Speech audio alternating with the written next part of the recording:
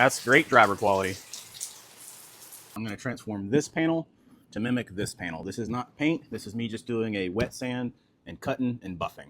What I'm going to do here is I'm going to start out with 1200, skip a few grit, and then just go to 2000. This paint isn't perfect. It'll never be perfect. There's some body work over here. So to skip all the steps to go in 1200, 1600, 2000, 2500, 3000, we're just going to go 1200 to get the quick cut, and then 2000 to melt out the 1200, and I'll hit it with a polishing wheel. I got a Durablock.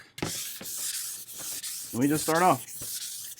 And what you'll feel is it'll drag and then get smooth. And that smoothness lets me know, hey, I'm knocking down some of the stuff we don't want anymore. And honestly, it's starting to rain right now. We could do this out in the rain. We wouldn't even need this bottle. 1200 is from Harbor Freight. Some cheap 1200. Now the 2000 I have is 3M. That's what I had in my drawer. Only thing with the Harbor Freight stuff, if you look, it's already wearing off the sandpaper.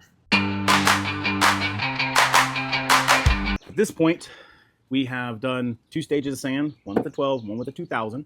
And now we're gonna wash off the panel as good as we can and we'll dry it.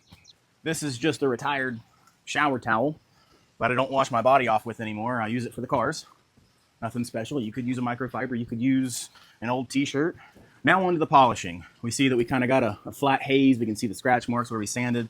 Honestly, I probably could have hit this edge a lot more, but I didn't want to burn through the paint because this is original paint. Now for the polishing steps, I'm going to use a 3M compound, and this is a Harbor Freight coarse pad. So this is what I had. Usually I would use a lot cheaper stuff, which is the Meguiar's, and to save on my 3M compound, I am going to use the Ultimate Polish by Meguiar's with another Harbor Freight medium coarse pad. And we're gonna throw it on this polisher. Pow. You know what? This paint ain't perfect. We'll set it right there. And we'll go like this. My germs. Rub it on the pad.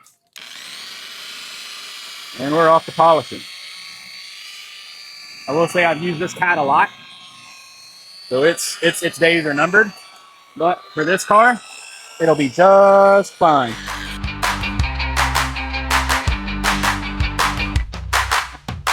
Third and final step, green pad.